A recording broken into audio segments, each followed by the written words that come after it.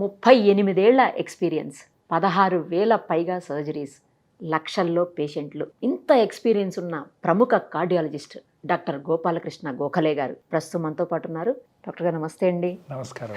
ఇప్పుడు వింటున్నాం సార్, నైట్లో మిడ్ నైట్ బిర్యానీలు, 4 AM biryani, 2 AM biryani, 3 AM బిర్యానీలు అనుకుంటూ నైట్లో కూడా నార్మల్గా 7 లోపు తింటే మంచిది అని చెప్తా ఉంటాం. నైట్ మాక్సిమం 6 అంటారు, సరే కనీసం 7. కొంతమంది ఏదైనా బిజినెస్ లో లేకపోతే వాళ్ళ జాబ్స్ పరంగానో లేకపోతే మన ట్రాఫిక్ పరంగానో 9 లోపు తింటారు అనుకుందాం సార్.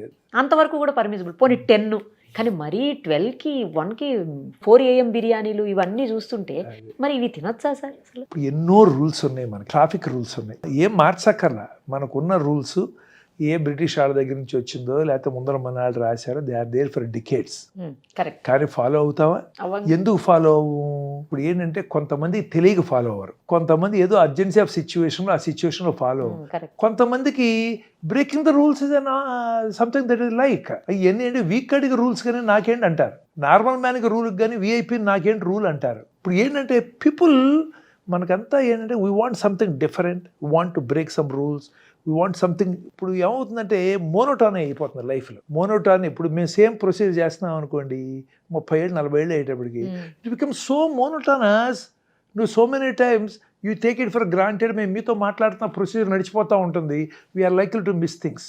అందుకని మనకేంటంటే మైండ్కి ఎప్పుడు ఎక్సైట్మెంట్ ఉండాలి అంటే something different need to happen to keep the attention. ఇప్పుడు మనం డ్రైవ్ చేస్తున్నాము, మీరు డ్రైవ్ చేస్తారా? ఇప్పుడు 2 వీలర్ డ్రైవ్ చేస్తున్నారు. ఫస్ట్ బండి డ్రైవ్ స్టార్ట్ చేసినప్పుడు మీరు ఎంత అటెన్షన్లో ఎప్పుడు ఎటు నుంచి వస్తుంది, ఏమవుతుంది స్టార్టింగ్ లో. ఇప్పుడు మీరు అనుకోండి వెళ్తుంటే ఫోన్ వస్తే చెవిలో ఉంటే మాట్లాడుతూ ఉంటారు, వెళ్ళిపోతూ ఉంటారు. But you are safer today, but your attention is much less today.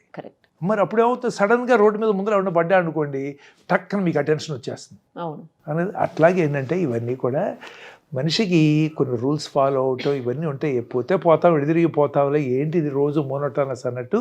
They want excitement. ఇప్పుడు మిడ్ నైట్ బిర్యానీ అనుకోండి, అస్సలు నాకేమాత్రం ఎక్సైట్మెంట్ లేదు. ఎందుకంటే నేను 10ంటికి పడుకుంటా, నాకు భోజనం లేకపోయినా పర్వాలేదు.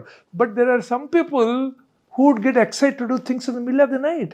Go out, eat with friends, spend some time, eat that food. 10 o'clock, 9 o'clock ఇంట్లో తిన్నా మళ్ళీ 12 తింటారు. అవును, కరెక్ట్. అది కూడా ఇప్పుడు అందుకని ఏంటది, ఈ మనిషి నేచర్లో ఎప్పుడు ఎక్సైట్మెంట్ కావాలి, ఎప్పుడు డిఫరెంట్ కావాలి.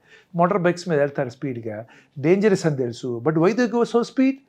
Because their mind asks for excitement that dominates over the safety concerns. అట్లాగే ఇవన్నీ కూడా ఏంటంటే మనకి అన్నీ నడుస్తూ ఉంటాయి. ఇప్పుడు వెహికల్ ఉంటాయి కదా, రేసెస్ ఉంటాయి కదా, కార్ రేసెస్ ఉంటాయి, బైక్ రేసులు కూడా. అసలు కార్ రేస్ ఏంటండి? లేకపోతే ఇప్పుడు మనకి వన్ ఆఫ్ ది స్టేట్ పేరు చెప్పును, మన దేశంలోనే ఏదో ఎద్దులతో పోటీలు ఉంటాయి, మనుషులు చేస్తారు. ఓకే, ఏంటండి అది కాదు, నాకు అది పిచ్చిలాగా ఉంటుంది. కాకపోతే వాళ్ళు నన్ను కొడతారు నేను చెబితే, వాళ్ళకి అది ఎక్సైట్మెంట్. లేకపోతే పెద్ద బుల్లి దగ్గరికి వెళ్ళి అది దాంతో ఫైట్ చేసి పొడిపించుకుని చచ్చిపోయే అవకాశం ఉంది కదా. అలా పోయారు కూడా కదా, బైక్స్ యాక్సిడెంట్ లో పోయారు కదా. ఏంటా ఎక్సైట్మెంట్? నాకు పిచ్చి ఎక్సైట్మెంట్, కాకపోతే వాళ్ళకి అది ఎక్సైట్మెంట్. అట్లాగే ఇప్పుడు ఇవన్నీ కూడా ఇంతమంది మిలియన్స్ ఆఫ్ పీపుల్ మీద వాళ్ళు బిజినెస్ చేస్తారు. They want to find new ideas to excite people, something different. We always want something. We want different dresses, different cars, హౌస్లో మోడిఫికేషన్స్ ఉంటాయి. సో ఓకే, ట్రావెల్లో సేమ్ ప్లేస్కి వెళ్ళాం కదా, డిఫరెంట్ ప్లేసెస్కి వెళ్తాం. సో అట్లాగే ఏంటంటే ఇవన్నీ ఉంటాయి, తింటారు. They are not safe.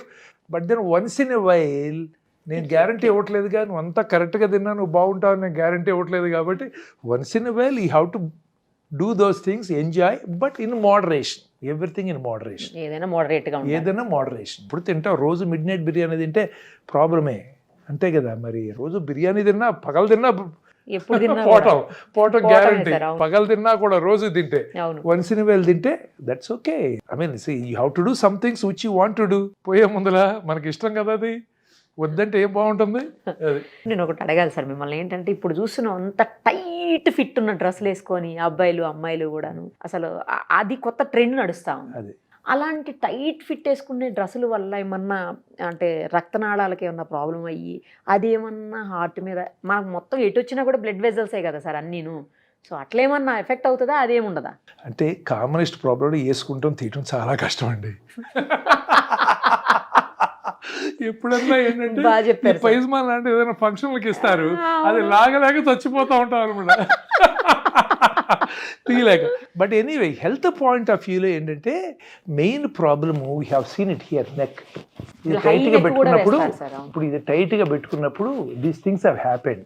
People సడన్గా పడిపోవటము, అన్కాన్షియస్ అవటం. ఎందుకంటే ఇక్కడ కొన్ని బ్యారో రిసెప్టార్స్ అని ఉంటాయి. ఇక్కడ మనకు blood vessels blood pressure control చేయటానికి కొన్ని సెల్స్ ఉంటాయి ఇక్కడ, స్పెసిఫిక్ సెల్స్.